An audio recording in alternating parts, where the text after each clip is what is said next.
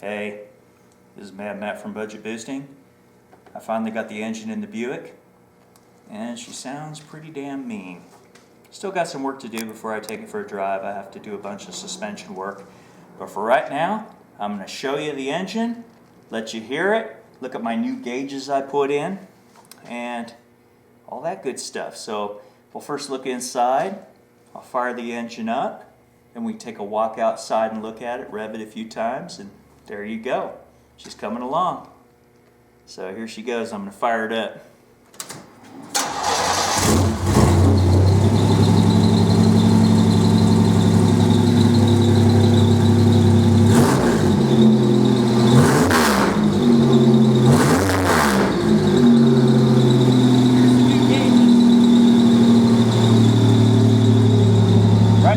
Right on the upper side is the oil pressure gauge. I just put that in. Below it is the exhaust temperature gauge. It tells you the pressure or the exhaust temperature right out of the turbocharger. You've probably seen my air-fuel ratio gauge before, my fuel pressure gauge, my boost gauge, and my scan master. This thing shows a bunch of stuff. O2 millivolts. It shows battery voltage, all kinds of good stuff. Coolant temperature, RPMs. Come a long way here at idle. Hear it rev a little bit. Sounds pretty mean.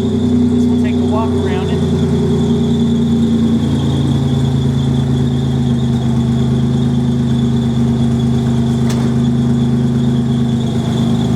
Yeah, there she is.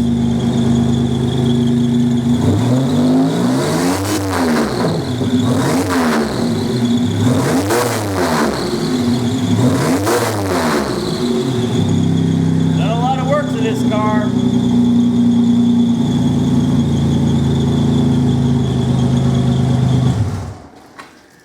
Sounds pretty mean. Well, since you last saw this engine, it was on a stand. That little stand right there, in fact. Since then, it's gone into the car. It's taken me quite a long time to hook everything up because, as you can see, there's a lot of things to connect on this engine. One of the more recent things I did, which we can show some pictures on this video, is I had taken the intake manifold completely off, disassembled it, and I ported the intake ports on the manifold to match the head. Because the head has really big intake ports, and I matched the intake manifold with those intake ports and made a match so you get more intake flow, and it flows more smooth and efficient. And as you can see, I also polished it too, so you can see how nice the intake manifold looks. I have pictures I can show you in this video when it was removed right from the car. It's all dull and cast looking, and now it's shiny and ported. And those little things make a difference on how your engine performs. So, and since I got an entirely new setup on this engine, I decided to run it straight intake and math for now. And if I notice some surges later, I will put that little box back on, the little thing that's sitting over there on the shelf.